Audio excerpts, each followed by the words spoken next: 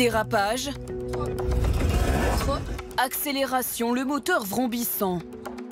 Des jeunes font du rodéo dans un champ en toute impunité. Ici, d'autres avec des quads se lancent à toute vitesse dans ces parcelles. Les campagnes ne sont plus épargnées par les rodéos sauvages. Des scènes insupportables pour les agriculteurs.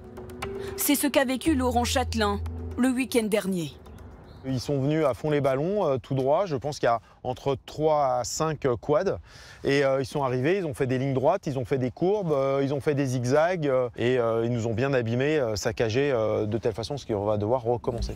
Ces 2 dernières années, son terrain est détérioré, comme en témoignent encore ces marques au sol.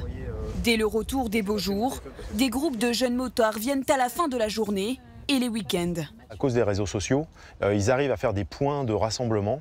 Et donc quand ils viennent à 20 à 40 véhicules. Et là, c'est ingérable pour nous, agriculteurs. Souvent, on est seuls. Et de toute façon, on ne peut pas faire la police. On n'a aucun droit, entre guillemets. Sur cette image de vidéosurveillance prise par un agriculteur, les motards utilisent des camionnettes comme celle-ci pour se rendre au point de rendez-vous des rodéos et éviter les contrôles. Comme le montre cette récente saisie, à l'intérieur, plusieurs motos peuvent être dissimulées. La plupart n'ont pas de plaque. Alors dans le secteur, les agriculteurs sont vigilants. Ils s'entraident, font des rondes et tentent d'identifier les lieux privilégiés par les motards. C'est Laurent. Tu vas bien? Ouais, ça va très bien. T'as vu du coup ce matin encore les traces dans les champs? Ouais. Ils sont repassés par ici, du côté des pépinières, et ils sont ressortis ici. Charles Delmotte a repéré des traces récentes dans sa parcelle de betteraves. Les motards ont roulé sur une partie de sa culture, détruisant les graines fraîchement semées. À chaque passage de moto, en finale, on voit qu'il manque un pied. C'est distinct entre les rangs. Donc il manque un pied ici, un autre ici, et ainsi de suite. Donc la perte peut être colossale. Vous imaginez 2, 3, 5, 10 motos dans un champ, c'est sur une heure de rodéo, c'est